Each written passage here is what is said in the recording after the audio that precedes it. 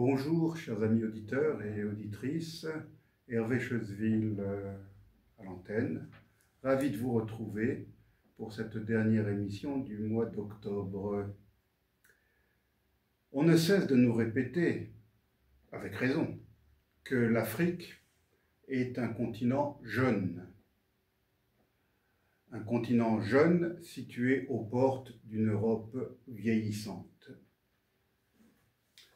Alors que ce continent ne comptait que 100 millions d'habitants en 1900, la population actuelle de l'Afrique est estimée à plus d'1,5 milliard d'habitants, soit l'équivalent de la population de l'Inde et celle de la Chine également.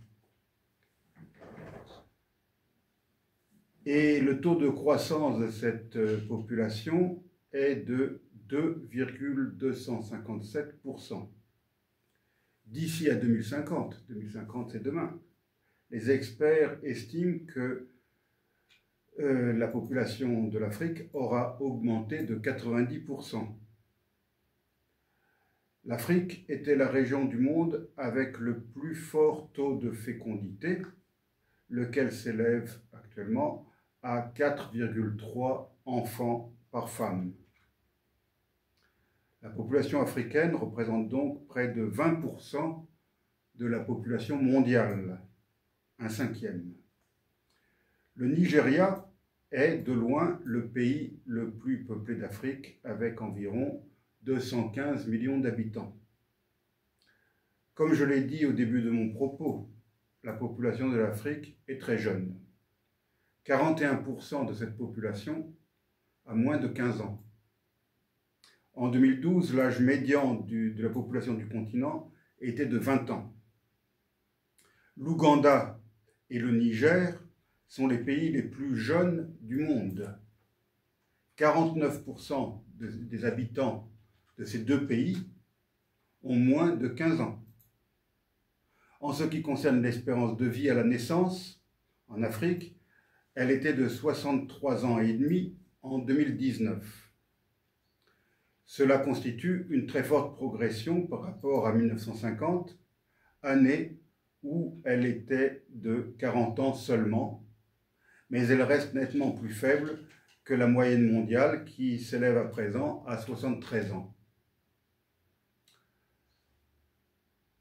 Or, c'est sur ce continent très jeune que l'on rencontre des chefs d'État très âgés qui persistent envers et contre tout à s'accrocher au pouvoir décennie après décennie, quitte à truquer les élections.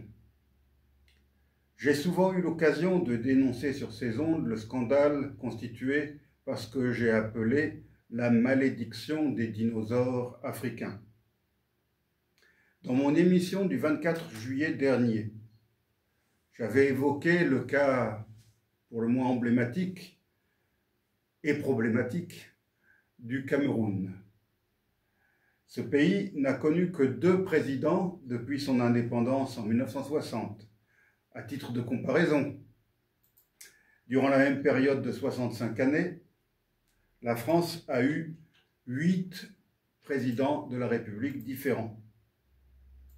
L'actuel président de la République du Cameroun est arrivé au pouvoir voici 43 ans, en 1982, après avoir exercé les fonctions de Premier ministre 7 années durant.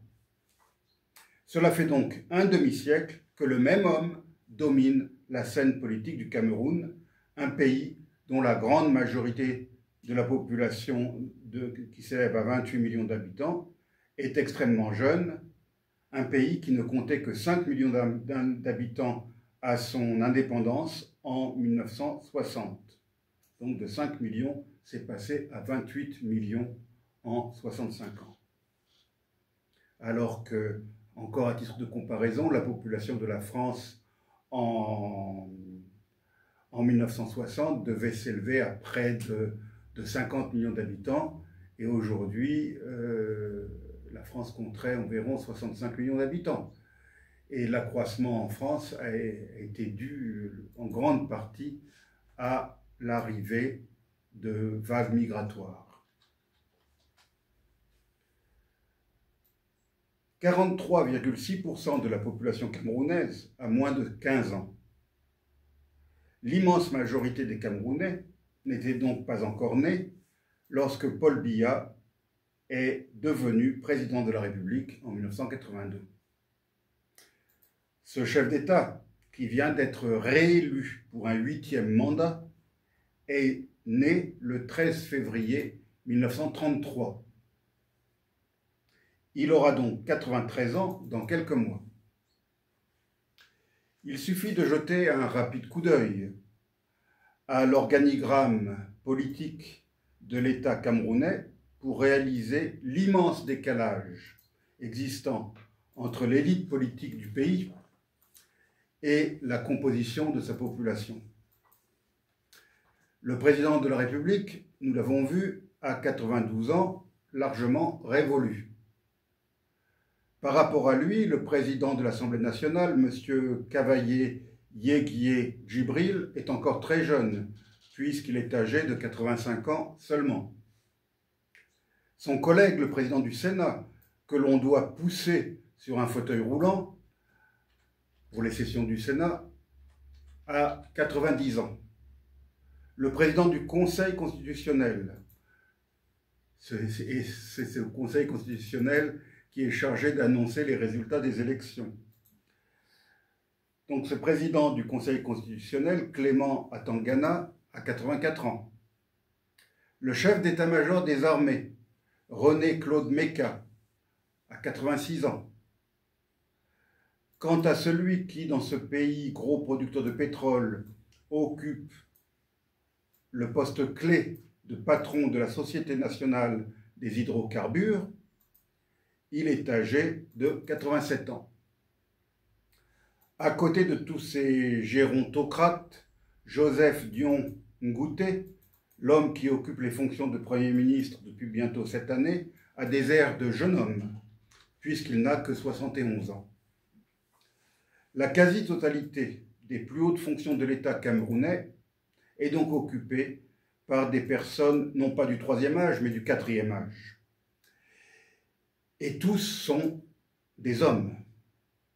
Il est vrai qu'au sein de cette élite très âgée, une jeune femme de 55 ans seulement semble avoir une très grande influence dans la direction des affaires du pays. Il s'agit de Chantal Biya, née Chantal Pulchéry Vigourou, et c'est la seconde épouse du président de la République.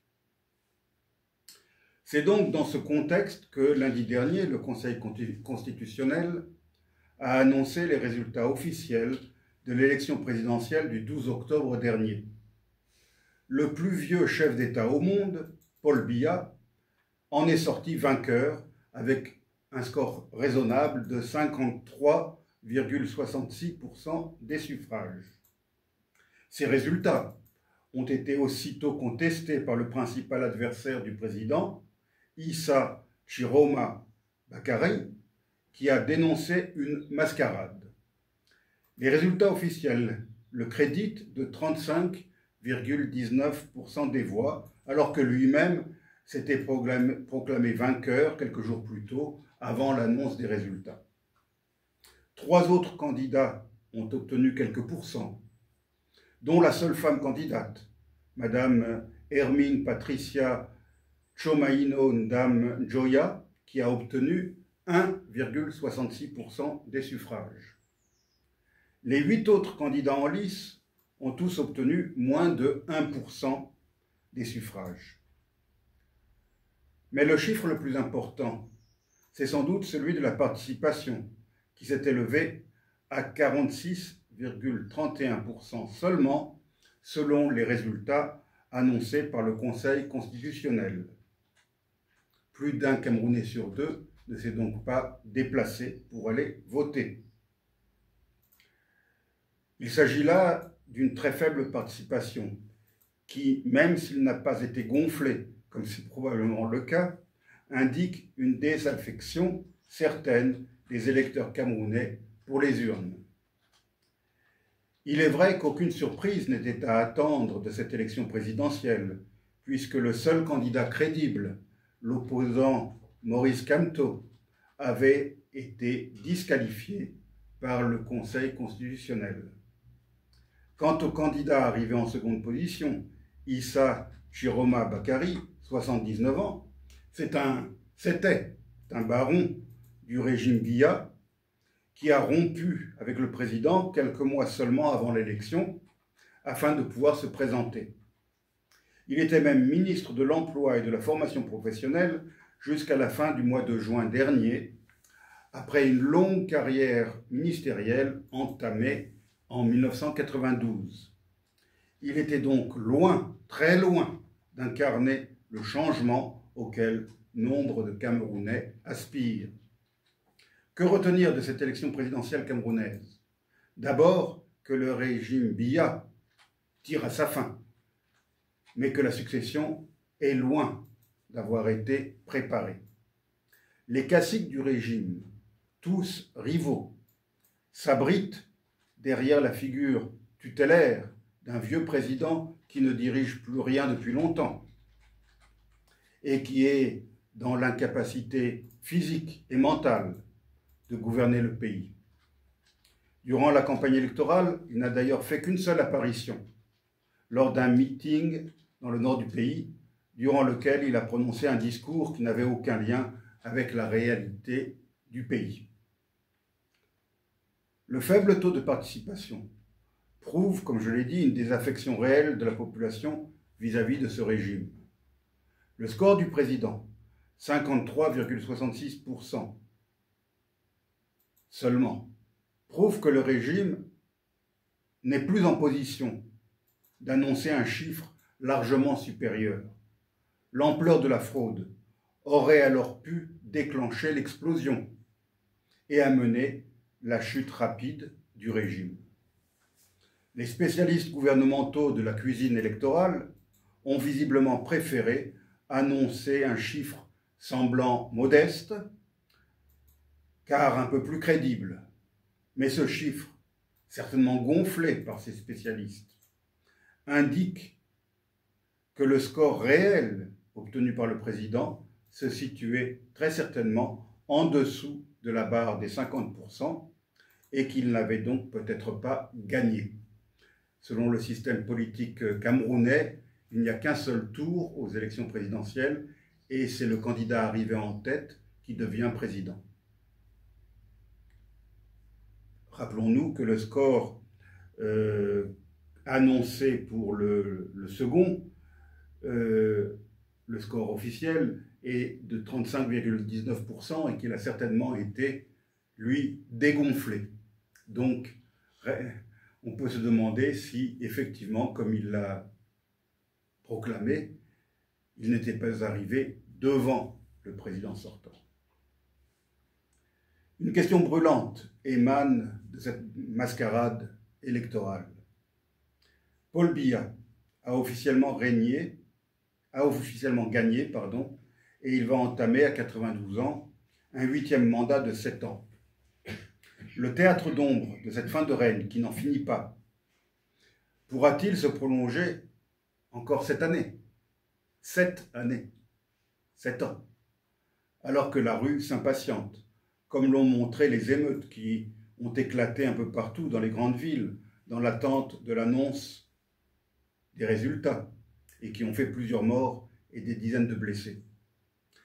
La fameuse génération Z dont j'ai parlé dans mes 2 dernières émissions, qui vient de faire chuter un régime à Madagascar, ne risque-t-elle pas de tenter de faire chuter le régime camerounais? Tous les ingrédients d'une explosion semblent être réunis. L'âge du président et des principaux dirigeants, la corruption et le luxe dans lequel l'élite vit, le népotisme et le clientélisme pratiqués par ces élites qui effectuent de fréquents et répétés séjours en Europe pour se faire soigner ou pour ses loisirs. Ce clientélisme qui laisse des sections entières de jeunes diplômés sans aucune perspective d'avenir. Le Cameroun est un grand pays. potentiellement riche, très riche même, grâce à ses réserves en hydrocarbures. Mais il doit faire face à de très nombreux défis, tels que les tentations sécessionnistes de ces régions anglophones, tels que l'islamisme dans le nord du pays, en plus contaminé par la rébellion de Boko Haram dans le Nigeria voisin, l'insécurité qui découle de ces deux problèmes, la multiplicité des ethnies et des langues nationales, sans parler du traditionnel clivage nord-sud et du clivage islam-christianisme qui en découle. Ce ne sont pas les gérontocrates officiellement à la tête du pays qui ont la capacité de relever de tels défis. Quant à ceux qui, dans l'ombre du président, tirent les ficelles, ils sont trop occupés à se surveiller les uns les autres et à aiguiser leurs couteaux en vue d'une inéluctable et prochaine succession. Cela ne leur permet pas de pouvoir sérieusement s'occuper des problèmes du pays. La génération Z risque de ne pas avoir la patience d'attendre la mort de Paul Biya ou la fin de son septennat pour provoquer le changement attendu. Quoi qu'il advienne, il convient d'espérer que la succession et le changement se dérouleront dans un climat pacifique dans ce pays à l'équilibre fragile. Une guerre civile similaire à celle que connaissent en ce moment le Soudan et la République démocratique du Congo serait bien sûr catastrophique pour le Cameroun et pour toute la région de l'Afrique équatoriale. Comme si cette malédiction du dinosaure camerounais ne suffisait pas, nous venons d'avoir la confirmation que la Côte d'Ivoire, qui a déjà connu une guerre civile et une grave crise post-électorale, était elle aussi en train de s'engager dans une voie dangereuse. Le président Alassane Ouattara, qui aura 84 ans le 1er janvier prochain, vient d'être réélu pour un 4e mandat de 5 ans. Il est en fonction depuis plus de 14 années. Avec 91% des voix, Alassane Ouattara l'a emporté dès le premier tour pour la 3e fois consécutive après les élections de 2015 et de 2020.